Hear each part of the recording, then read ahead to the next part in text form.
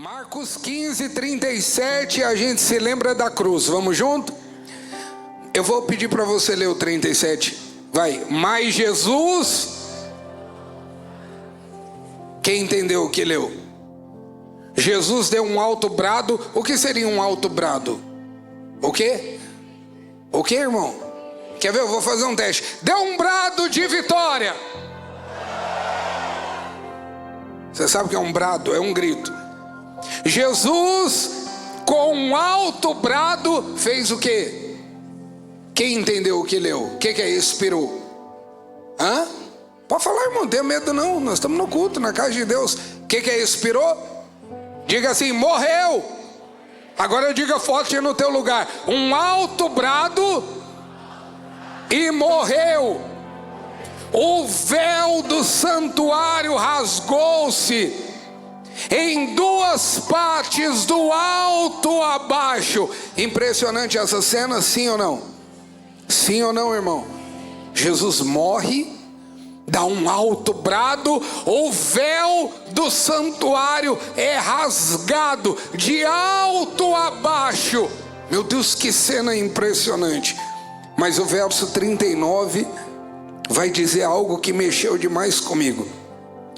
Quando o centurião que estava em frente de Jesus viu o véu se rasgando, é isso que está escrito aí?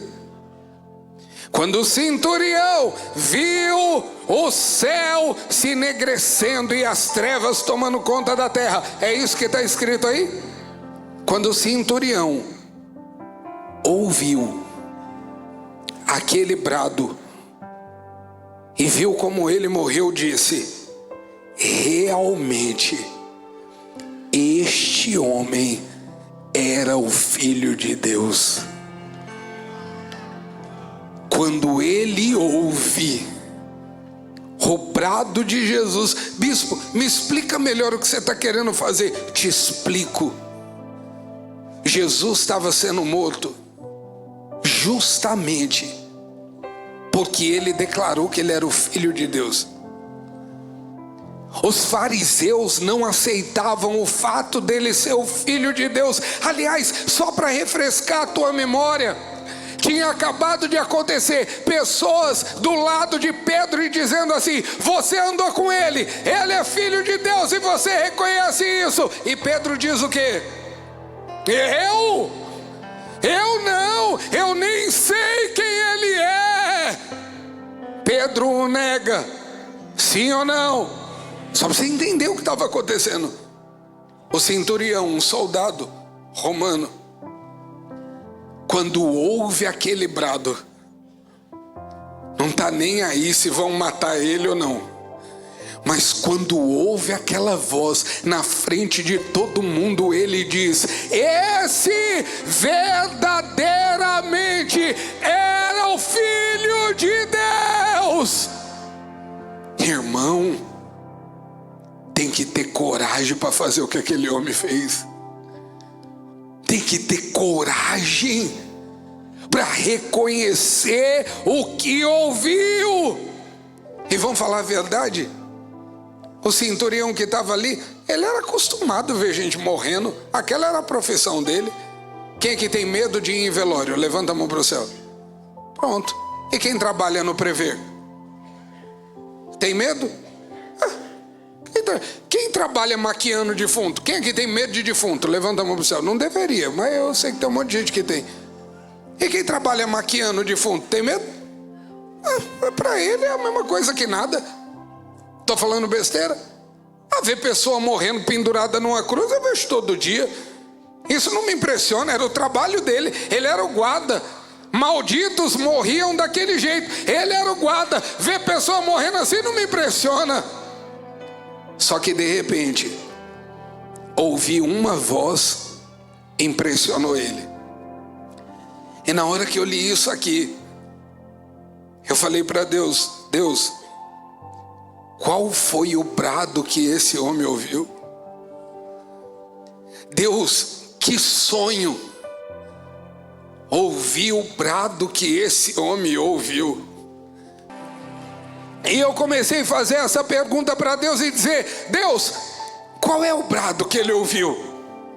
Qual é o brado que ele ouviu? Qual foi a voz que ele ouviu? Qual foi o som que ele ouviu? E é um sermão tão famoso, tão conhecido. E de repente o Espírito Santo começou a falar assim comigo: de verdade, Alex, você tem vontade de saber o que ele ouviu? Qual foi o brado que ele ouviu? E eu falei: não, de verdade eu tenho. E Deus falou comigo de um sermão muito conhecido, de uma palavra muito conhecida, que fala: é simples, Alex. Ele era o centurião que estava em frente a Jesus enquanto Jesus estava sendo crucificado. Sabe o que ele ouviu? Ele ouviu o que Jesus falou na cruz.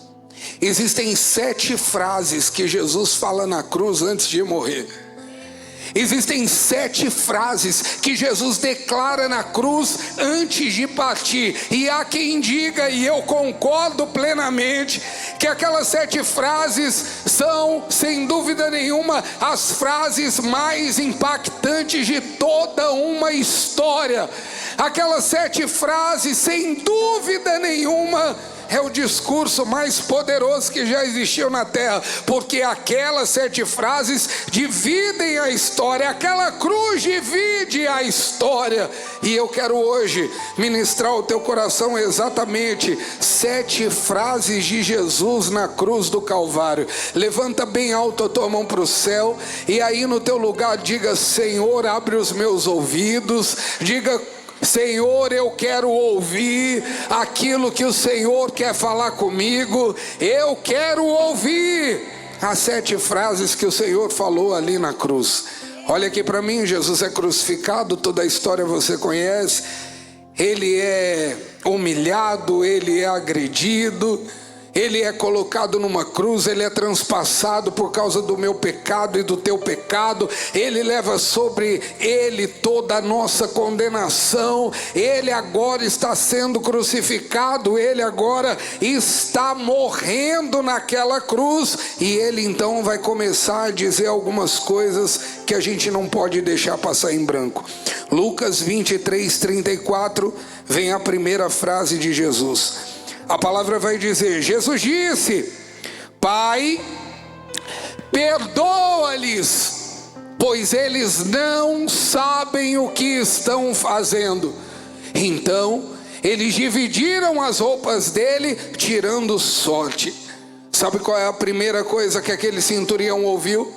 Sabe qual foi a primeira frase de Jesus ali na cruz do Calvário? A primeira frase de Jesus ali na cruz do Calvário foi uma palavra sobre perdão. Eu vim hoje aqui para que você entenda de uma vez por todas: o nosso Deus é o Deus do perdão. O nosso Deus é o Deus que pega a tua vida e te perdoa. O nosso Deus é o Deus que está olhando para mim, está olhando para você hoje e está dizendo: olha, não importa o que você já tenha feito, não importa como você já tenha vivido, importa você saber que eu sou Deus que pego o teu pecado e lanço no mar do esquecimento. Importa você saber que eu sou Deus que perdoa a tua vida em nome de Jesus. Eu vim profetizar. A primeira frase de Jesus na cruz era dizendo para mim e para você: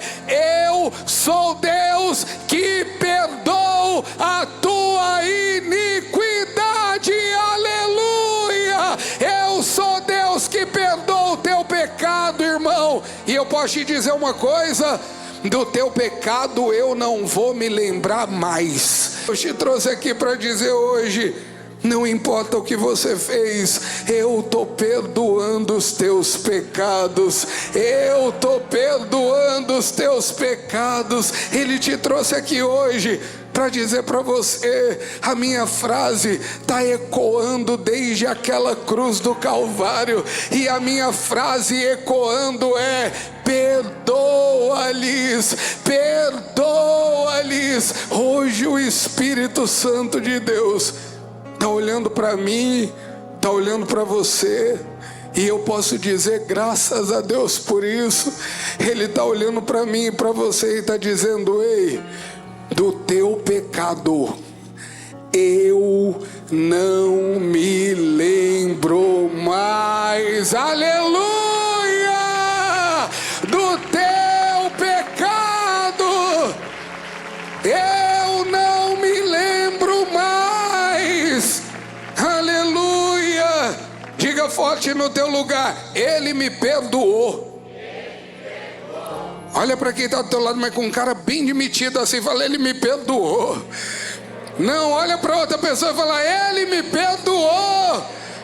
Agora olha aqui para mim: porque Ele te perdoou, você vai perdoar também. Perdoa os meus pecados, perdoa as minhas dívidas, como eu tenho perdoado os meus. Sabe o que eu vim profetizar?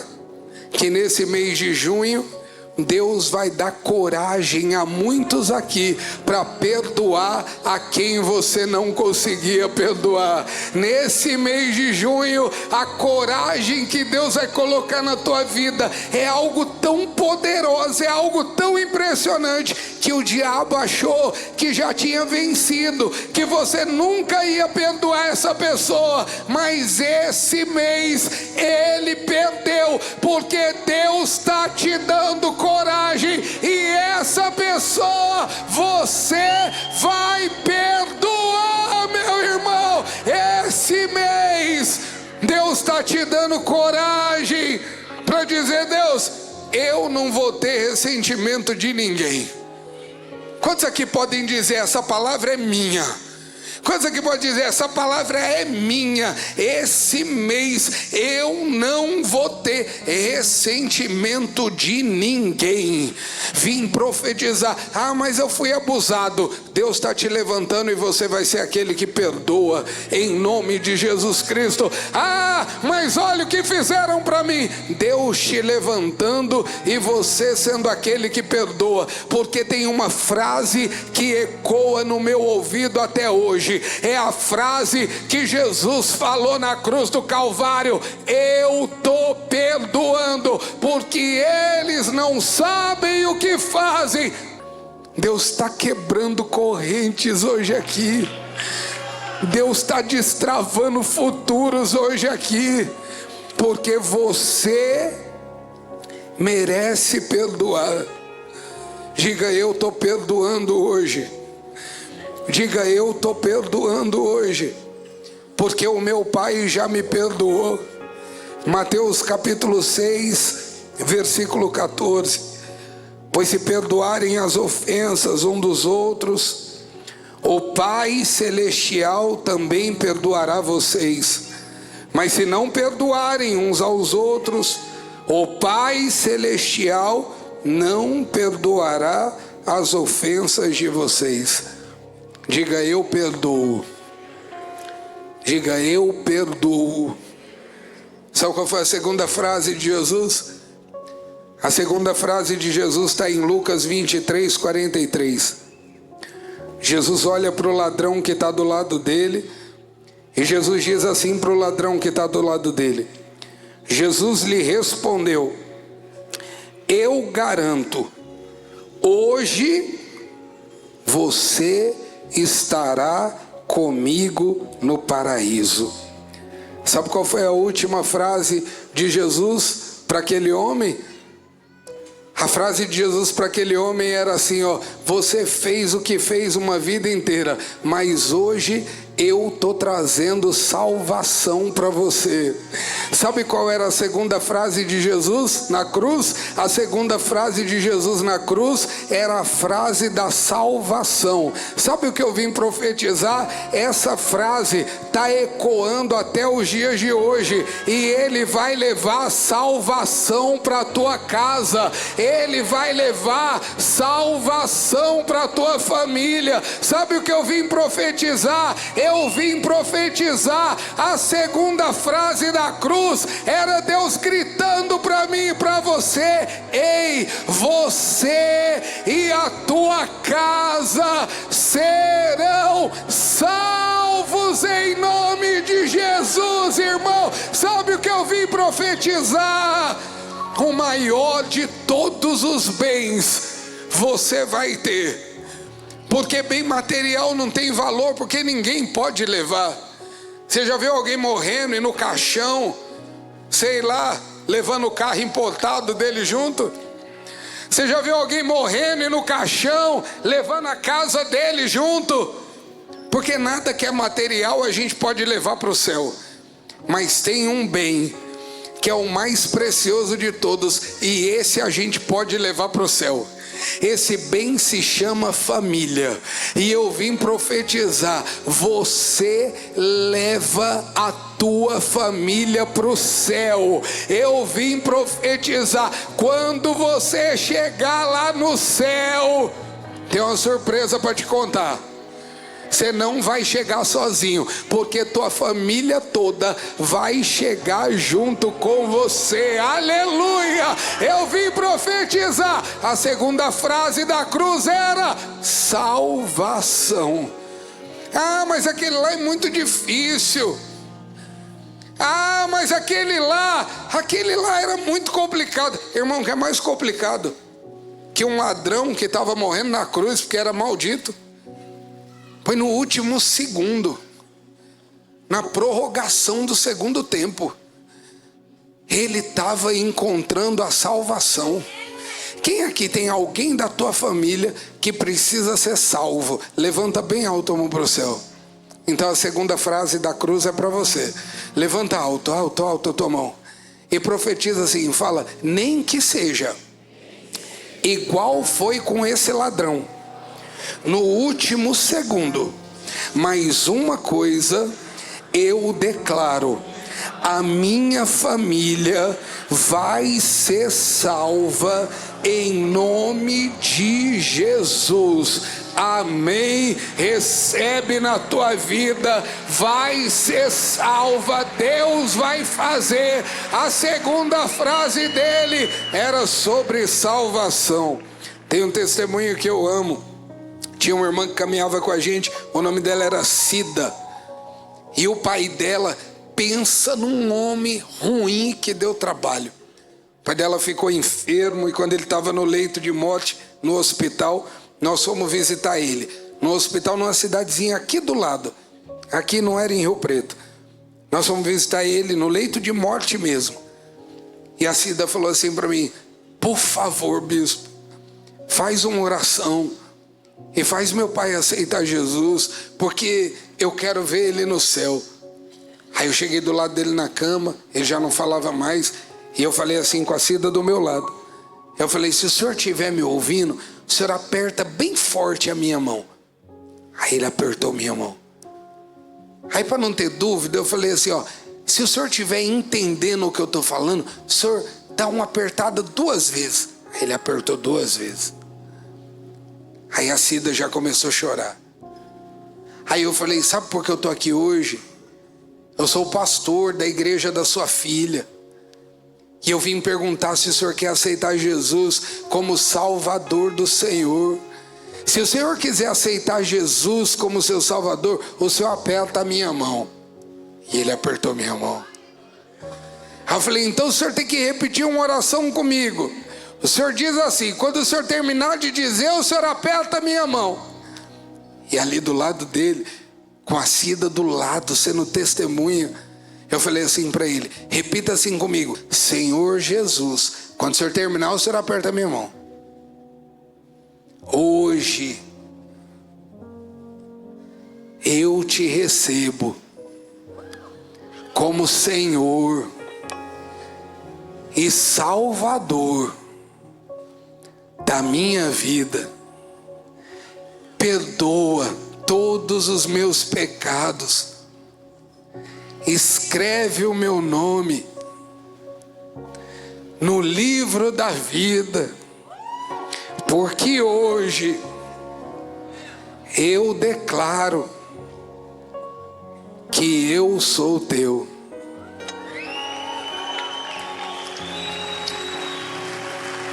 Romanos 14:11. Diante de mim todo joelho se dobrará e toda língua confessará que eu sou Deus. Irmão, não vai ter uma língua que não confesse. Não vai ter um joelho que não se dobre.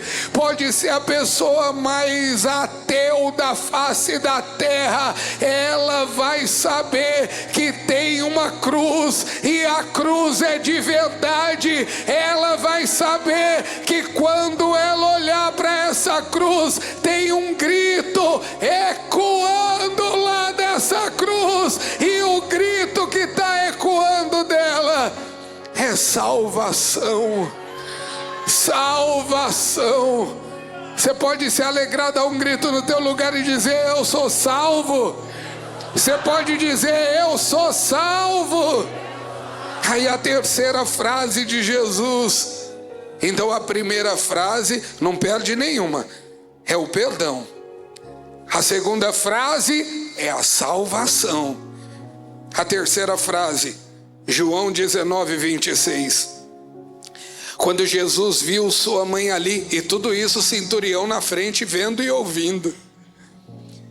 Quando Jesus viu a sua mãe ali, e perto dela o discípulo a quem ele amava, ele disse à sua mãe: aí está o seu filho.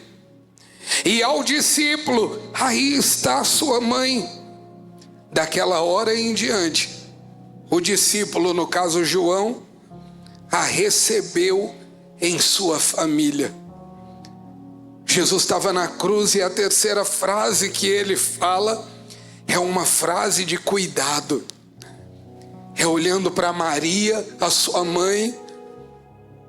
Historiadores dizem que muito provavelmente na crucificação de Jesus, José já tinha morrido, porque José não aparece em nenhuma das histórias e nenhum dos relatos da crucificação.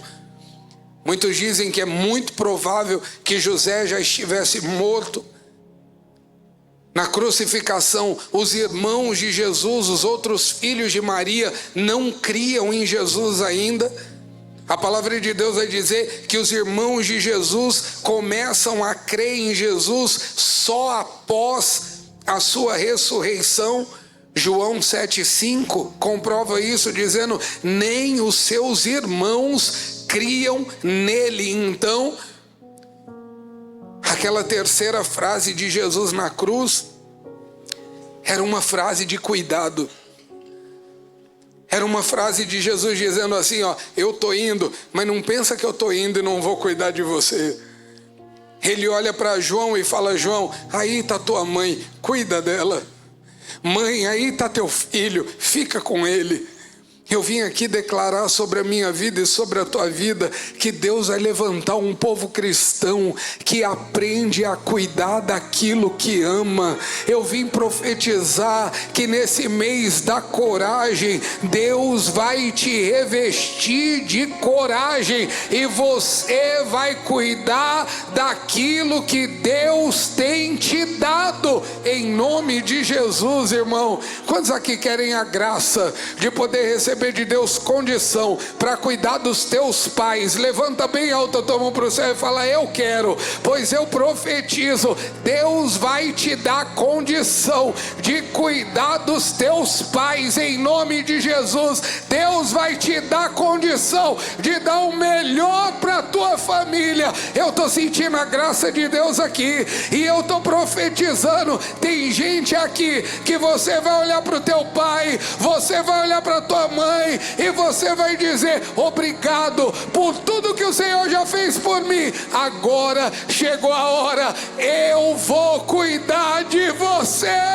Eu vou cuidar de você, irmão. Deus estava dando uma frase de cuidado, porque Deus estava dizendo assim, ó, eu vou te levantar, a minha cruz te ensina isso. A minha cruz te ensina a cuidar primeiro da tua família.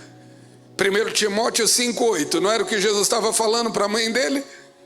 1 Timóteo 5,8 vai dizer, se alguém não cuida dos seus parentes, especialmente os da sua própria família, negou a fé e é pior que um descrente. Aí você pode dizer, é que você não conhece minha família, bispo. E você conhece a minha, por acaso? Cada um tem sua família. Sabe o que Deus está dizendo para você? Não importa como é a sua família, você vai cuidar deles. Você pode abrir tua boca e declarar, eu, sem reclamar, com prazer. Ah, bispo, é tudo uns folgado. Folgado é você que está falando isso. Porque quem crê na cruz? Então uma frase da cruz era, vá cuidar da tua família. Diga, eu vou cuidar da minha família. Aí o segundo é Tiago 1,27, vai dizer assim, ó, a religião que Deus, o nosso Pai, aceita como pura e imaculada é essa: cuidar dos órfãos e das viúvas em suas dificuldades e não se deixar corromper pelo mundo. É cuidar dos necessitados. Deus vai te dar uma graça. Sabe qual a graça que Deus vai te dar? Nesse mês de junho, Deus vai te dar coragem para ser generoso com quem precisa. Eu profetizo sobre a tua vida e sobre a minha vida. Nesse mês de junho, Deus vai te usar para ajudar necessitado. Nesse mês de junho, Deus vai te usar para ser uma bênção na vida de alguém. Quantos aqui querem ajudar quem precisa? Dá um glória a Deus aí no teu lugar. Aí tem gente que está dizendo, e ninguém me ajuda. Então deixa eu te perguntar, você quer ajudar o necessitado ou você quer ser o necessitado? Não, pode escolher. Tem gente que está dizendo, não, eu quero que me ajudem. Amém. Quem quer ajudar o necessitado?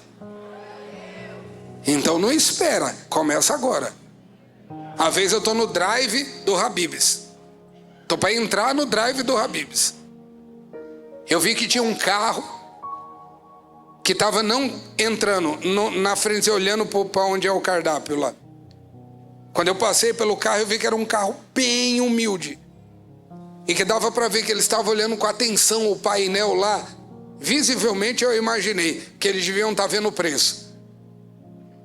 Tinha criança no carro. Eu passei assim, com a bispa. E na hora que eu passei, eu falei assim para a bispa, eu falei, olha, meu sonho de verdade era ser rico para abençoar essas pessoas que precisam. Olha que bonito falar isso, sim ou não? Olha que coração lindo. Diga assim, uau, que bispo maravilhoso que eu tenho, olha. Aí a bispa olhou para mim e falou assim, ué, e precisa ser rico para pagar uma esfirra para alguém? Aí eu falei, você tem razão. O carro entrou atrás de nós. Eu fui fazer o meu pedido e chamei a atendente e falei assim para a atendente, faz um favor para mim, tudo que o carro de trás pedir, eu vou pagar. Eu estava com um monte de criança. Aí eu paguei o meu, foi no drive, a moça veio e me trouxe a maquininha do pedido deles. Você acredita que deu menos do que o meu pedido e o da Geisa? Que eles devem ter pedido com tanto cuidado, né? Precisa ser rico para pagar uma esfirra para alguém? E se você olhar para quem está do teu lado e falar assim, para de falar que vai fazer e começa a fazer hoje. Aleluia. Aí sabe o que aconteceu? Mas aquele carro de trás buzinava, tadinho, que ele queria agradecer. E nós, ó. Eu acho que eu nunca comi uma esfirra do Habib's com tanto gosto. Eu acho que eu nunca comi uma esfirra do Habib's tão gostosa na minha vida.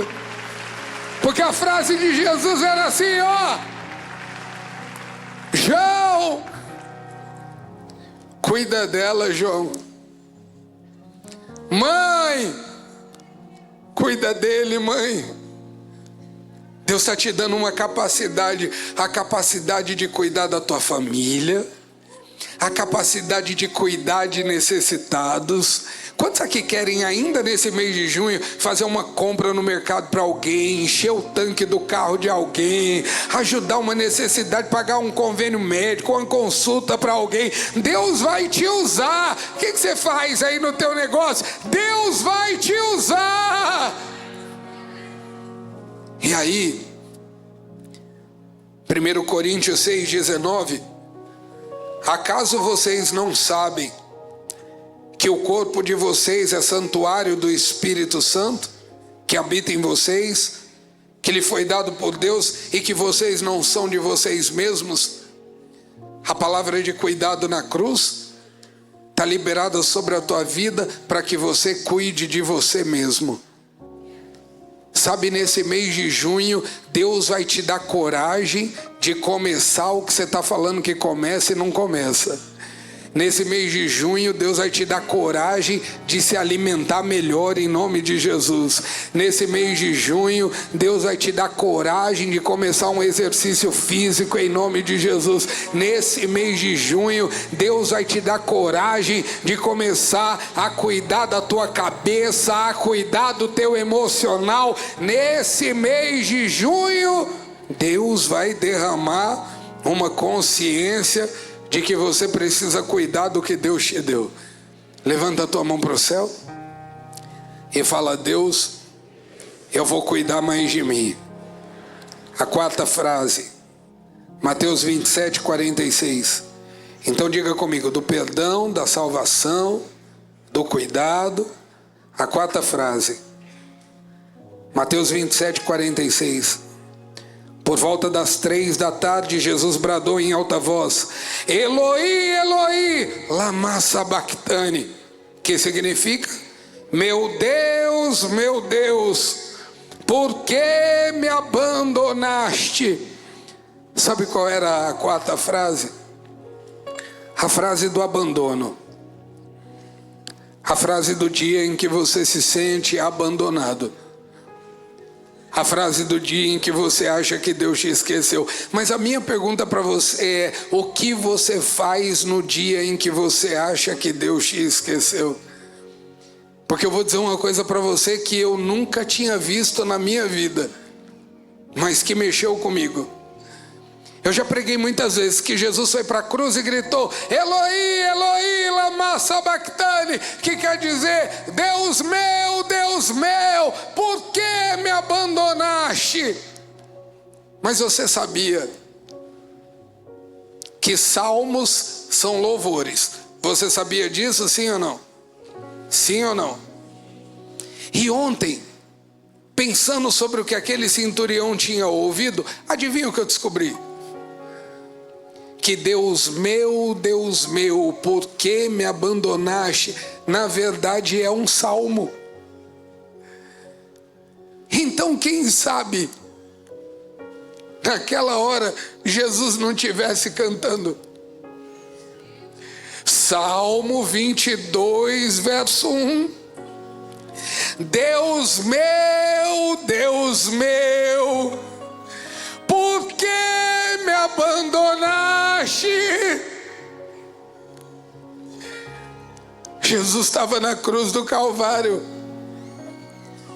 recitando um salmo, porque ele bem sabe que Deus não abandona ninguém. Eu vim aqui dizer para você que o quarto som que saía daquela cruz era um som de abandono, mas era um som de quem aprende a cantar no meio da dor, era um som de quem aprende a louvar quando tudo parece estar perdido, irmão. Eu vim profetizar que o som que saía daquela cruz era um som que sabia: Deus nunca vai me esquecer. Levanta a tua mão para o céu e fala: Deus meu, por que me abandonaste? Volta o Salmo 22, olha que coisa linda, é lindo demais, eu nunca tinha pensado nisso. Salmo 22, verso 1: Deus meu, por que me abandonaste? Por que está tão longe de salvar-me, tão longe dos meus gritos de angústia? Vamos continuar lendo para você ver como é lindo.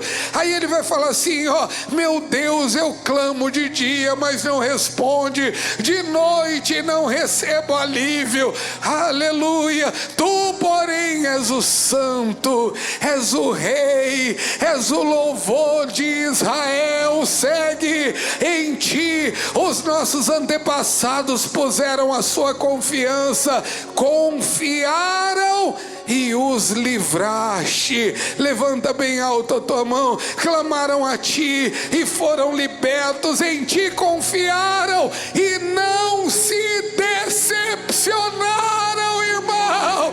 Aleluia. Vim profetizar, vim declarar. No dia em que você estiver se sentindo abandonado, dá um maior grito que você puder dar e diga: Deus meu,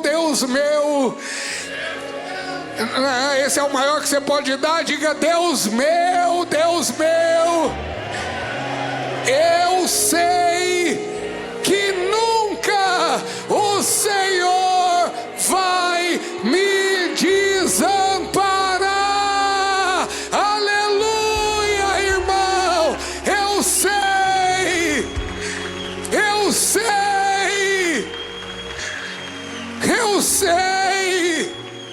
A quinta palavra de Jesus na cruz é a palavra da sede.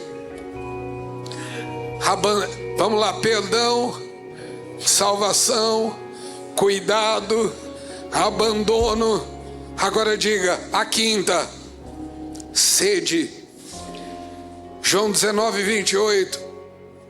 Mais tarde, sabendo então que tudo estava concluído, para que a escritura se cumprisse, Jesus disse: tenho sede.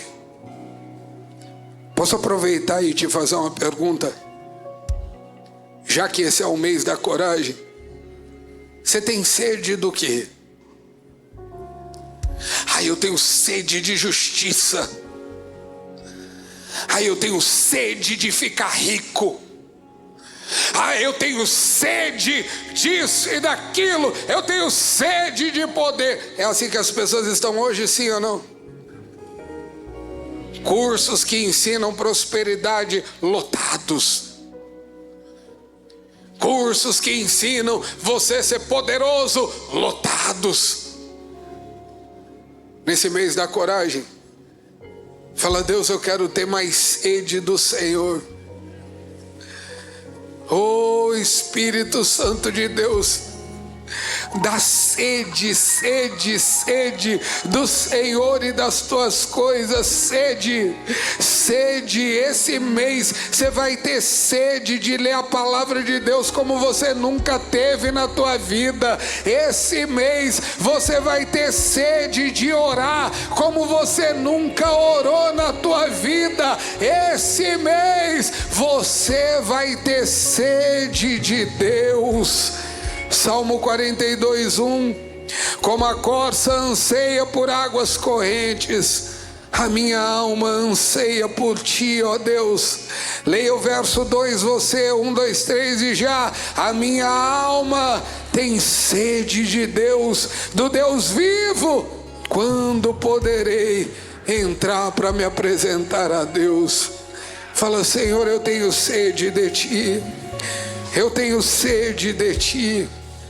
A sexta palavra, João 19:30. Tendo-o provado, Jesus disse: está consumado. E com isso, curvou a cabeça e entregou o Espírito. Qual é a sexta palavra? É a palavra da vitória. é a palavra de quem conclui, é a palavra de quem chega ao fim naquilo que deve ir, é a palavra que significa tetelestai. E eu vim profetizar, é mês da coragem, não é? Deus vai te dar coragem de ir até o fim, Deus vai te dar coragem de concluir aquilo que você começou. Quando Deus diz na sua sexta frase ali na cruz, está consumado, ou tetelestai, Ele está dando um grito e dizendo: Pai, terminei. Pai, concluí. Sabe qual é a grande malignidade desse século? Pessoas que não concluem o que tem que concluir. Pessoas que não vão até o fim quando tem que ir. Só que Deus está levantando um povo e dizendo: eu vou derramar coragem sobre a tua vida, e eu vou te fazer tão corajoso que você vai até o fim da tua missão em nome de Jesus. Eu vou te fazer tão corajoso que aquilo que você começou, você vai terminar. Tetelestai era uma palavra usada entre os judeus. Quando um pai dava uma missão a um filho, ele dizia: filho, vai fazer tal coisa. E o filho voltava dizendo: pai, eu fiz. Então o filho voltava dizendo: pai, tetelestai. O pai te pediu algumas coisas, sim ou não? Quantos aqui sabem que o pai te pediu algumas coisas? Levanta alto a mão para o céu. Diga: em nome de Jesus, eu ainda vou dizer tetelestai. Eu ainda vou dizer: aqui está, Senhor. Eu concluí o que o Senhor me pediu. Aqui está, Senhor. Eu concluí aquilo que era a minha missão. Tetelestai também era usado para quando uma pessoa quitava uma dívida. Então você fazia uma dívida, assinava várias promissórias, e quando você terminava de pagar a última, eles carimbavam na promissória: tetelestai. Como quem diz assim, ó, tá pago. Você sabe que você era bem endividado, sabe ou não? Você sabe que você estava endividado até a tampa com o diabo, sabe ou não? Agora levanta a tua mão e fala assim: tetelestai. A minha dívida, Jesus pagou. Leia Colossenses 2,14. Diga: tetelestai. A minha dívida, Jesus pagou. Leia alto, vai, 1, 2, 3 e já.